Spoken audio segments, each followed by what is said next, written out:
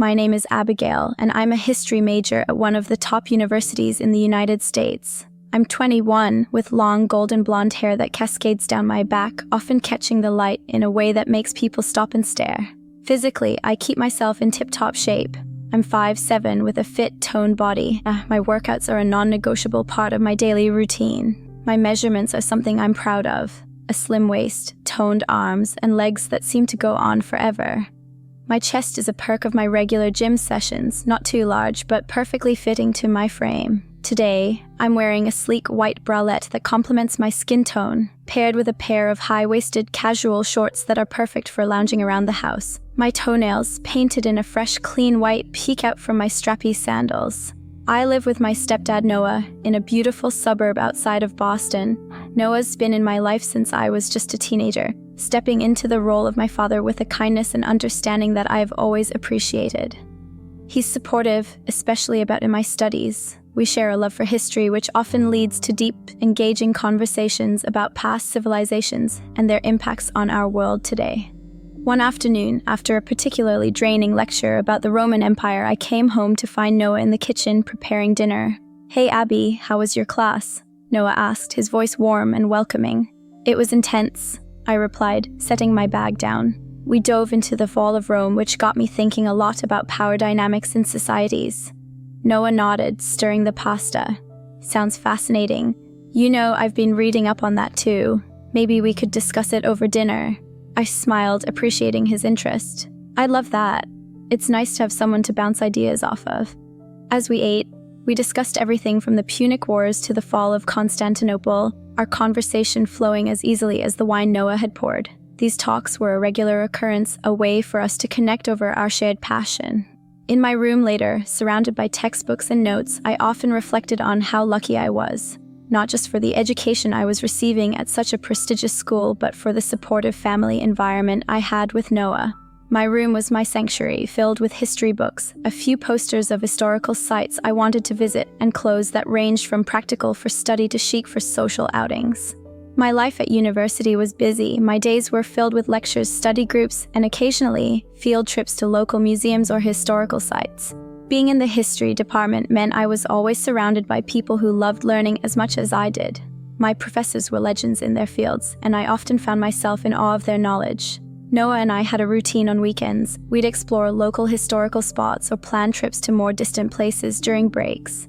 These outings were not just educational, but also a way to strengthen our bond. One Saturday, we decided to visit the Freedom Trail in Boston. As we walked, I shared my thoughts on how history shapes our understanding of freedom and governance. "You're going to make a remarkable historian, Abby," Noah said, pride evident in his voice as we stood before the old State House.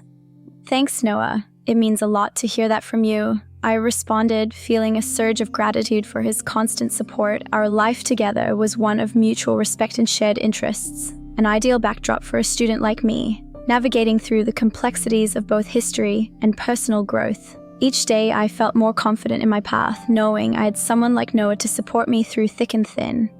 This story continues to unfold, much like the pages of the history books I love so much, each chapter bringing new insights, challenges, and adventures. This narrative focuses on a respectful, educational, and familial relationship, avoiding any inappropriate content while still providing a detailed, engaging story about Abigail's life and studies.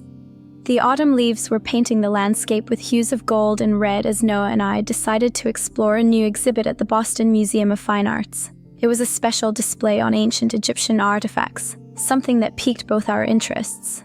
As we walked through the gallery, surrounded by the echo of our footsteps and the quiet murmurs of other visitors, Noah pointed out a detailed piece of hieroglyphics. "Look at this, Abby. This symbolizes rebirth, the cycle of life." I leaned in closer, my eyes tracing the intricate carvings. "It's beautiful. Makes you think about how much we've learned, yet how much remains a mystery." We spent hours there, discussing the lives of ancient Egyptians, their beliefs, and how they've influenced modern culture. As we left the museum, the sun was setting, casting long shadows on the streets. We decided to grab some coffee at a quaint cafe nearby. Sitting across from each other with our cups of steaming coffee, the conversation shifted to my studies. "How are your courses going, Abby? The Roman history class especially?" "It's challenging, but I'm loving it," I replied, sipping my coffee. The depth of the subject is fascinating, but sometimes I feel overwhelmed with the workload. Noah nodded, his expression one of understanding. You've always risen to challenges. Remember when you first got into that university? You were nervous, but look at you now. I smiled, feeling a warmth spread through me from his words. Thanks, Noah. I guess I just need a little push sometimes. You're doing great, but if you ever feel like you're slipping, remember, I'm here to help.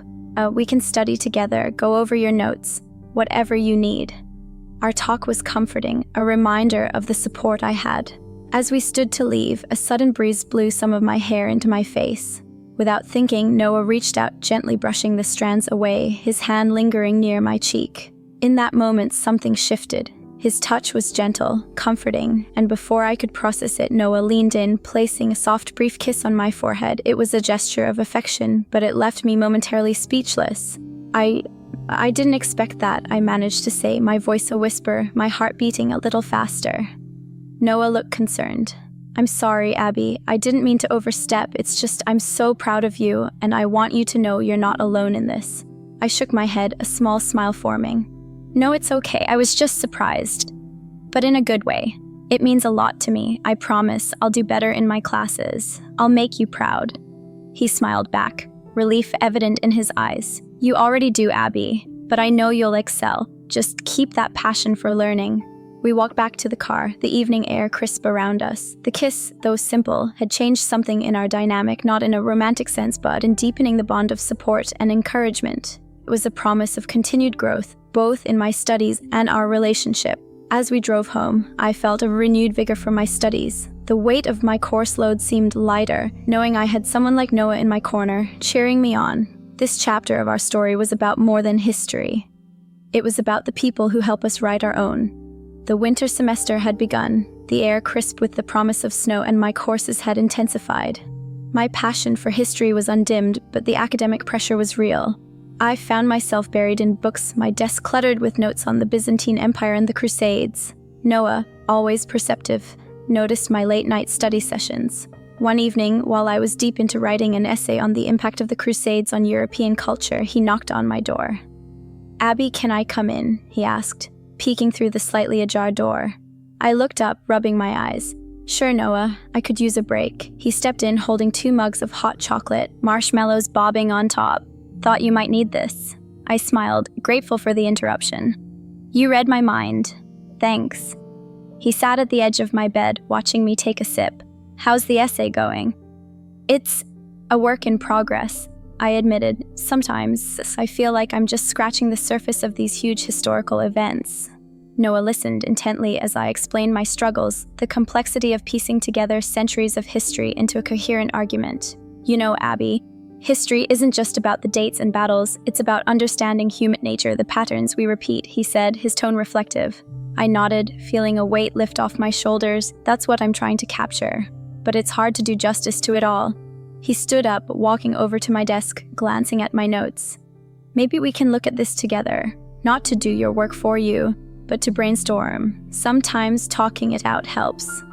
We spent the next hour discussing my essay, exploring different angles, and even debating some points. It was invigorating, and I felt my ideas sharpening. As we wrapped up, Noah looked at me with a serious expression. "Abby, I want you to promise me something." "What is it?" I asked, curious. "Promise me you'll not just aim for good grades, but to truly learn, to let this knowledge change how you see the world." I nodded, touched by his earnestness. "I promise. I want to understand, not just memorize." He smiled, satisfied. "Good, and remember, I'm here for you, not just for these late-night study sessions." The moment was charged with a sense of camaraderie, a reminder of why I loved my field of study so much. As Noah left, I felt a surge of motivation. I returned to my essay with new vigor, now seeing it not just as an academic task, but as a personal exploration. Days turned into weeks, and the semester moved forward. I found myself excelling, my essays receiving praise for their depth and originality. My professors noted a growth in my analytical skills, something I attributed to those late-night discussions with Noah. One snowy afternoon, after a particularly successful presentation on the fall of Constantinople, I came home to find a small gift on my desk. It was a book, The Decline and Fall of the Roman Empire by Edward Gibbon, with a note from Noah. "Abby, keep exploring. The world has so much history to teach us." Noah. Touched by the gesture, I realized how much my life had changed since coming to university. It wasn't just about the education, it was about the relationships, the support, and the constant encouragement to delve deeper into what I loved.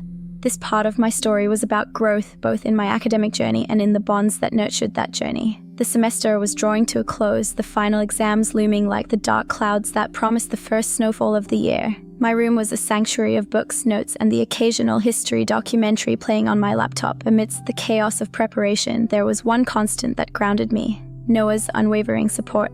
One evening, after a particularly long day of study, I sat at my desk, feeling both exhausted and exhilarated. The room was quiet except for the soft hum of the radiator. I pulled out my journal, a leather-bound book where I chronicled not just my academic journey but also my personal reflections.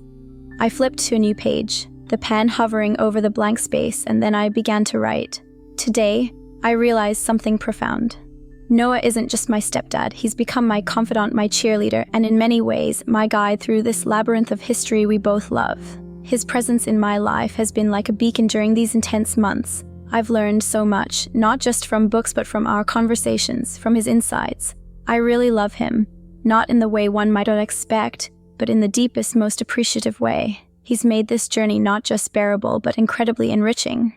I paused, reading over what I'd written, feeling the truth of those words resonating within me. The door creaked slightly and I looked up to see Noah with a gentle knock. "Am I interrupting?" he asked, a warm smile on his face. "No, come in," I said, closing my journal, but not before he caught a glimpse of the title on the cover. He sat on the edge of my bed, looking at me with his usual caring expression. "You've been working hard. How are you feeling about the finals?" "Better, thanks to you," I admitted. "Noah, I want to say something. I've never really put it into words before, but I want you to know I really love you. You've made all this not just possible, but special." His eyes softened, a look of pride and affection crossing his features. "Abby, I love you too. It's been a joy watching you grow, not just as a student, but as a person. You're going to do amazing things." We shared a moment of silent understanding, the kind that doesn't need words to convey depth of feeling. He stood up, ready to leave me to my studies, but paused at the door. "Remember, whatever happens with these exams, you've already achieved so much, and I'll always be here proud of you." As he left, I turned back to my journal, adding one last line. "I am so grateful for Noah. No matter what comes next, I know I have someone who believes in me more than I believe in myself." Closing the journal, I felt a sense of peace. The love I felt for Noah was not the dramatic kind often depicted in stories, but a steady, nurturing love that shaped my life in profound ways. This chapter of my life was about recognizing the people who truly matter, the ones who make you not just survive but thrive, in academia and beyond.